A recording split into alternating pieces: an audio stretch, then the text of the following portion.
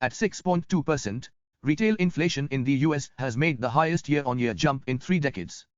Why is that a concern for India, where inflation has frequently breached the RBI's comfort zone in the last 2 years? Over the last few days, rising prices have cornered a lot of attention, both globally and in India. On Wednesday, the United States Labor Department reported that retail inflation had spiked to 6.2% in October.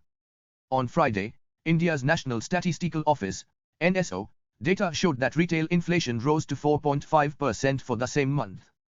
A look at why this is a concern. What is inflation rate? It is the rate at which prices increase over a given period.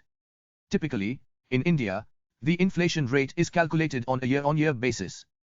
In other words, if the inflation rate for a particular month is 10%, it means that the prices in that month were 10% more than the prices in the same month a year earlier. If in the same month of the coming year, the inflation rate was to go up to 15%, it implies that something that was priced at 100 rupees in the same month last year, and at 110 rupees this year, will be priced at rupees 126.5 next year. A high inflation rate erodes the purchasing power of people. Since the poor have less money to withstand fast rising prices, high inflation hurts them the hardest. Why is US inflation a matter of concern? On the face of it, Indians may not find a 6.2% inflation rate a very sharp increase in prices.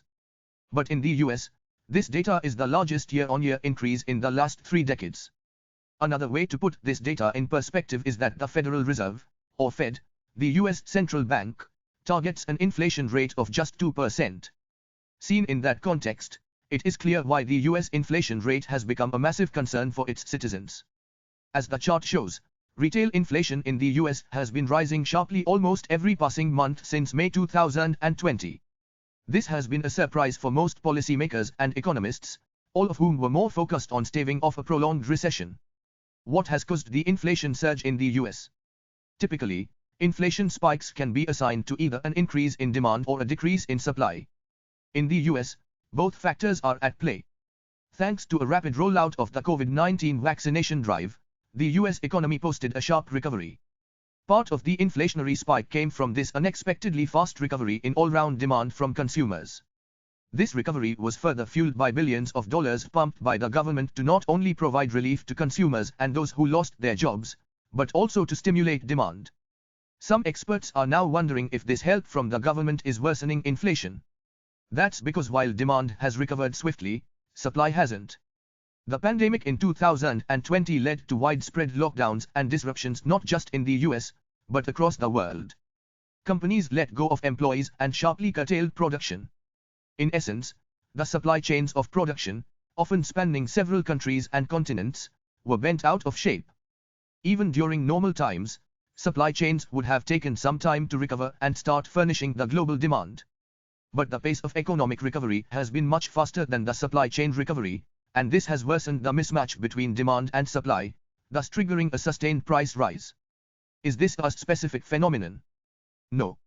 While the US has seen the sharpest increase in prices, inflation has surprised policymakers across most of the major economies, be it Germany, China or Japan. In Japan, for example, according to Bloomberg, the producer price index is at a 40-year high. What is happening in India?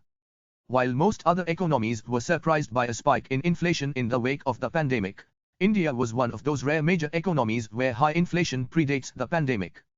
As the chart shows, retail inflation had frequently been above the comfort zone of the Reserve Bank of India, RBI, between 2% and 6%, for an extended period since late 2019.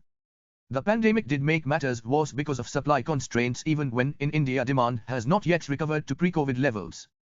It is quite instructive that despite India entering a technical economic recession in September 2020, the RBI has not once lowered its benchmark interest rates since May 2020. That's because India's retail inflation has stayed worrying above or near the RBI's upper limit for the better part of the last 2 years. It is only in the last couple of months that the headline retail inflation rate has sobered down to below 5%. Does that mean India's inflation worries are over? Far from it.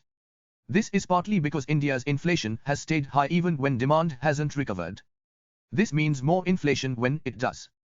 Moreover, While the overall inflation average appears quite manageable at present, it is the core inflation that is worrying observers now. Core inflation rate is the rate of inflation when we ignore the prices of food and fuel. Typically, food and fuel prices tend to fluctuate a lot. As such, looking at core inflation gives a more robust measure of what is happening to the general price level. The worry for India is that core inflation is now over 6%. It was always high, and now threatens to breach the RBI's comfort zone. How does this impact happen? When prices increase globally, it will lead to higher imported inflation. In other words, everything that India and Indians import will become costlier. But there is a bigger worry.